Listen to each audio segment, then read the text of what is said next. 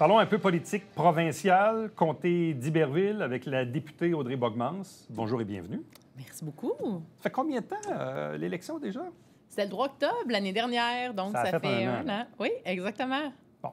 Un an plus tard, est-ce qu'on a toujours cette belle naïveté? Est-ce qu'on découvre des trucs? Est-ce qu'on a des appréhensions? Est-ce qu'il y a des choses qui se passent bien, qui se passent moins bien? Quel est le bilan que vous tracez après une année complète, là, si on veut? Bien, la première chose que je voulais dire, tout d'abord, c'était que hier, le 29 octobre, c'était élection générale pour la mairie et un poste de district numéro 6. Puis on a un nouveau maire maintenant à Marieville. À Marieville, oui. Exactement, qui est M. Vincent Després et Mme Véronique Côté au district 6. Donc, toutes mes félicitations. Oui, c'est rare qu'il y ait des partiels, mais bon, il y avait une partielle parce que la mairesse a démissionné, comme on le sait. Donc, le nouveau maire à Marieville. Mais revenons à vous. Oui. Donc, un an plus tard, quel est le regard que vous portez sur le boulot de député? Bien, en fait, je pense que c'est un métier où on apprend continuellement. Puis je pense que quand on règle des dossiers, il nous en apparaît d'autres in extremis. Donc, moi, je me trouve au même point. C'est le réseau de contacts qui s'élargit. C'est savoir comment naviguer aussi dans les dossiers, avoir une équipe solide, ferme en arrière de moi pour mettre de l'avant les dossiers. Ça fait toute la différence versus quand on vient de remporter une élection. Ça, c'est acquis, mais pour la suite, les dossiers, c'est en ébullition continuelle. Qu'est-ce qui vous surprend le plus de ce boulot-là que vous ne connaissiez pas avant? Bien, c'est la quantité de suivi, je crois, qu'il faut faire. Littéralement, oui. Puis probablement la conciliation travail-famille, là, comme toute mère ou père de jeunes enfants, là, ça reste... notre priorité, c'est d'être près des gens. Il faut rester près de la famille. Puis je pense que c'est le plus beau défi avec lequel on jongle. Bon, ça, d'ailleurs, la conciliation travail-famille, on en avait parlé même au moment de l'élection, parce que, bon, vous êtes mère de jeunes enfants. Le travail de député amène des déplacements, forcément, à Québec, principalement. On s'en était parlé, on s'est dit, oui, on s'est fait un plan de match et tout ça. Est-ce que le plan de match tient toujours? Est-ce qu'on a dû l'adapter? Est-ce que c'est plus difficile que vous pensiez? Bien, je pense que c'est vraiment le plus grand défi d'être jeune parent puis d'être élu. Sauf que je pense que c'est essentiel pour représenter. Le gouvernement est riche de par les profils différents qui nous unissent. Puis avoir la réalité, je pense, d'une jeune mère, c'est super important. Puis je me sens écoutée aussi. Puis une des choses que j'avais dit que je réaliserais rapidement en mandat, c'est des places en garderie. Puis de notre côté, ça va super bien. Là, on a 98 places qui ont ouvert à Iberville, 80 places aussi à Venise, en Québec. Donc, pour nous, c'est phénoménal. Puis si on réunit ces deux emplacements-là ensemble, c'est pas loin de 40 emplacements pour poupons qui ont ouvert. Puis c'est ça qui manque le plus, là, les 0-18 mois, là, finalement. Donc, je suis très, très fière. C'est à peu près la moitié de ma liste d'attente là, qui est octroyée. Puis, en plus de ça, il y a des projets qui sont en développement à Marieville, à Saint-Césaire. Donc, c'est pas terminé.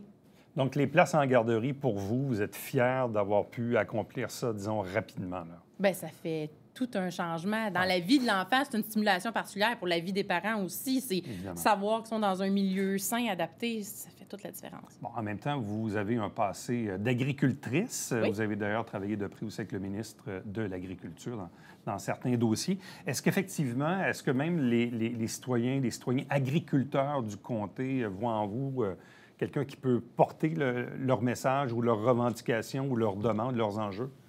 Bien, je pense que ça, c'est à eux vraiment d'y répondre, mais je travaille étroitement avec toutes les parties. Puis, par exemple, dans le cas des digues, on est à l'écoute.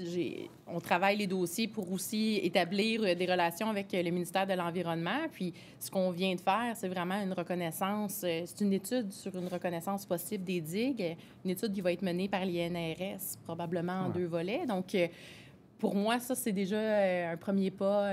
C'est une petite victoire, finalement, là-dedans. Puis on a été capable de le faire uniquement parce qu'il y avait de la cohésion dans le milieu, parce que tous les acteurs prenants, et la MRC, et l'UPA, et les producteurs sur le terrain étaient d'accord, avaient le même message. Donc, c'est le fun de travailler ensemble en ce sens-là. Bon, avez-vous des demandes particulières de la part de la Ville de Saint-Jean pour la portion Iberville ou de la part des autres villes, des dossiers qu'on vous demande de porter auprès de certains ministères en ce moment? Bien, définitivement, mais c'est à la hauteur de toutes les autres municipalités, là. Pour moi, toutes demandes sont égales.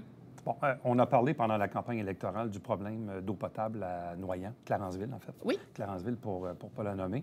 Est-ce que ce bout-là, est-ce que ça a avancé? Est-ce qu'on a du nouveau là-dessus? Bien, c'est un autre des engagements qu'on avait pris en campagne qui avance rondement. Depuis fin du mois de juin, si je ne me trompe pas, le dossier a été déposé, le complet, là, Ah oui? aux affaires municipales. Je sais que dernièrement, il y a eu des questions, des ajustements. Tout ça a été, les réponses ont été fournies par la municipalité. Donc, le projet est en étude. Prochainement, on va avoir des nouvelles. Puis, si on a des nouvelles, ça risque d'être vers éventuellement des appels d'offres possibles. Donc, on en est là dans le processus. On a franchi une étape, là. Bien, bientôt, on va la franchir. Je dirais que tout le monde travaille pour que ça arrive très prochainement. Bon, non loin de là, il y a bien sûr le prolongement de l'autoroute 35 qui est en cours. Oui. D'ailleurs, on a ouvert, je pense, l'échangeur à Saint-Armand. Bon, c'était à l'extérieur de votre comté, mais ça reste que la 35, ça passe pas mal dans Iberville. Là, il y a le projet aussi des bretelles du côté de Saint-Alexandre. Qu'est-ce qu'on sait au juste? Est-ce que c'est en cours? Ça va se faire? C'est du concret? Oui. Bien, c'est un projet qui est réellement en planification. Donc, c'est dans les cartons du MTMD. Puis, aussitôt qui vont être rendus plus loin, là, les étapes suivront, mais c'est quelque chose qui va certainement arriver. Puis, en parlant du secteur Saint-Armand, je suis passée là hier, justement, parce qu'avec... en délégation officielle pour Mme Martine Biron, c'était le festival du film puis de la gastronomie du côté du Vermont. On avait 4 chefs du Québec qui étaient là, donc on est bien fiers de pouvoir... Est-ce qu'on a une date d'ouverture de la 35 comme telle? Est-ce que, ces informations-là sont arrivées à votre bureau? Bien, à peu près, disons. Oui, mais tu sais, à peu près, on regarde autour de fin 2024-2025, probablement. Mais il y a certaines pièces. Les travaux continuent d'avancer. Il y a certaines pièces, on est en attente. C'est pour ça que je n'ai pas la date exacte. Mais ça s'en vient. Oui. Bon. Exactement.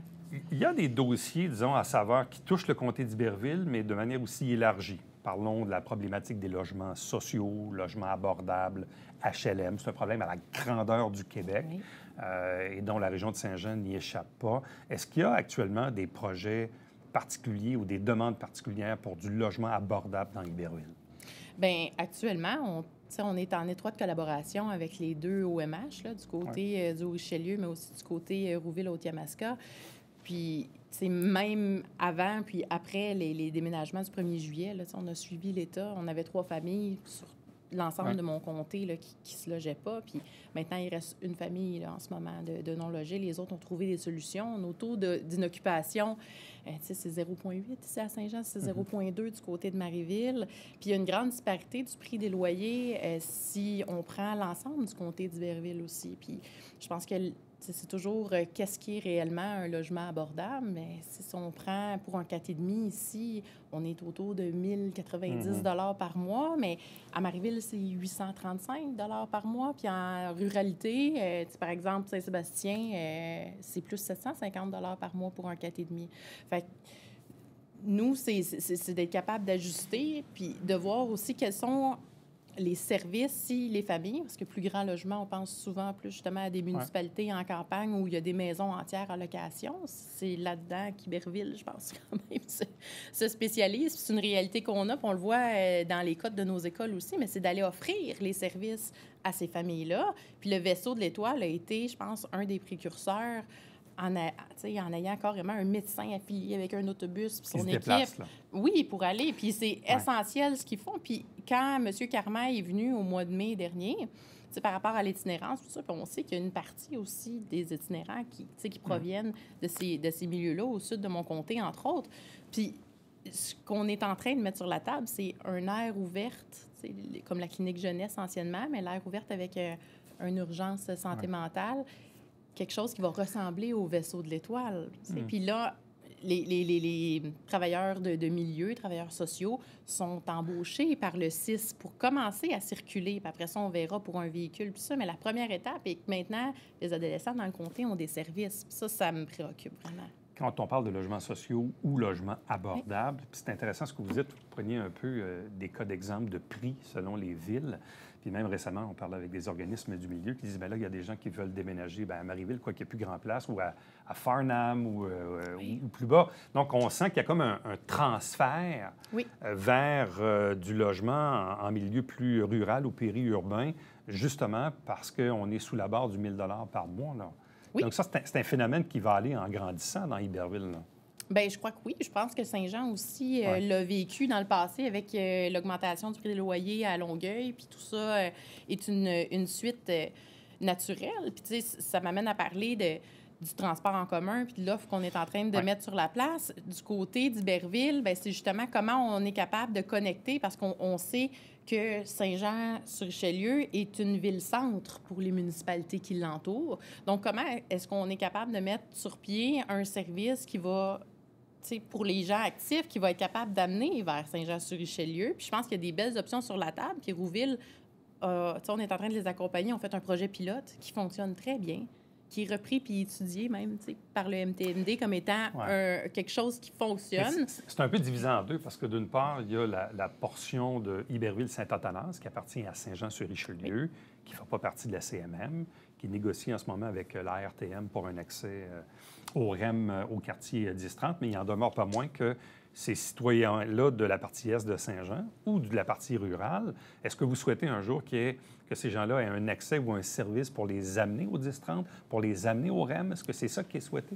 Bien, moi, la façon que le comté est fait, puis ma vision de ce qu'on peut faire comme député, c'est vraiment d'être à l'écoute de ce que la municipalité désire, de s'assurer qu'il y ait tous les outils pour le déployer. Puis si on prend, par exemple, le service des aqueducs sur le chemin des Patriotes, qui a fait les nouvelles dernièrement, bien, c'est le même principe. Nous, c'est d'accompagner la ville pour qu'il y ait l'argent dans les programmes, jamais ils décident de le faire. Si les citoyens ou si la municipalité décide que c'est pas par là qu'il va, il n'y a pas de problème. T'sais, ils pourront utiliser l'enveloppe pour faire autre chose. C'est un petit peu la même chose au niveau du transport en commun pour moi. Là. On met les outils sur la table.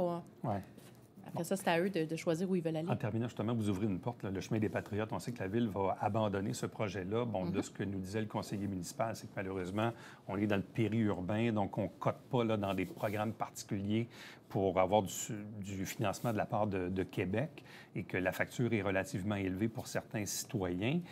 Est-ce que vous pensez un jour, parce que c'est ça un peu le défi de l'avenir, c'est d'avoir des secteurs qui sont dans le périurbain, qui veulent avoir des services, mais malheureusement, ils ne sont pas capables de se payer ça tout seuls, là.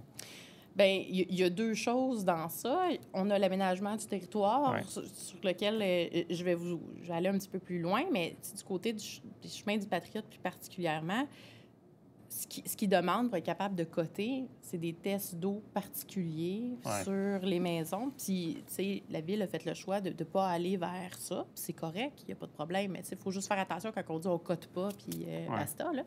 Mais de l'autre côté, c'est vraiment l'aménagement du territoire. Puis, ce qu'on a mis sur pied en juin, le 12 juin, c'était vraiment de dire... On n'étend pas les nouveaux quartiers résidentiels, même en ruralité.